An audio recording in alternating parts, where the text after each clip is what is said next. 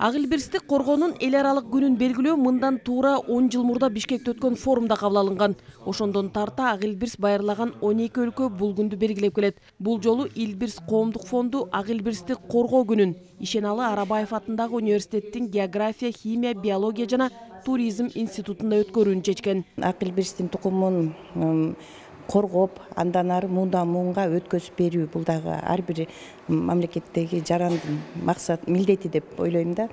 Анан биз баягы билим берип аткан өзүбүздүн студенттерибизге сөзсүз Ак Илбирстин жана мен айткандай экосистемасын жакшыртуу, аларга эгерде азайып бара жаткан болсо кандай экологиялык көйгөйлөр бар, дагы биз аны баягы коргоо үчүн, дагы популяциясын көбөйтүү үчүн бүгүнкү маалымат дагы өтө керектүү маалыматтарды алышат тиешелүү өзүнө.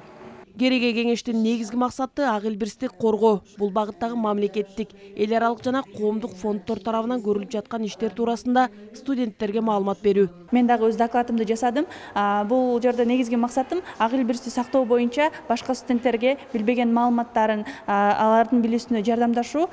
Бул Ак Илбирсти коргоо боюнча маалыматтарды студенттерге берүү өтө чоң маанилүү. Себеп дегенде келечектеги биолог мугалими катары биз дагы Ак Илбирсти коргоого салымыбызды кошушубуз керек жана башкалардын маалымат алуусуна көмөк көрсөтүшүбүз керек. Кыргызстан Ак Илбирс жашаган өлкөлөрдүн катарына кирет. Ал 3000 метрден жогору бийик жерлерди байырлайт. Алар көбүн эсе тоо текелер менен азыктанып, кар оор түшкөн мезгилде төмөн көздөй түшүп, аркар кулжага аңчылык кылышат.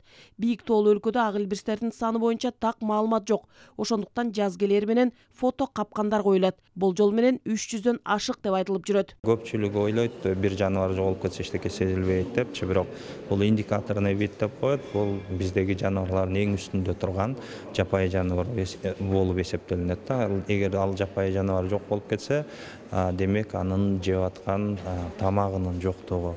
Ал жеп аткан тамагы, азык болуучу тамактар бул аркар кулжа, кийик, башка дагы майда жаныбар десек болот да.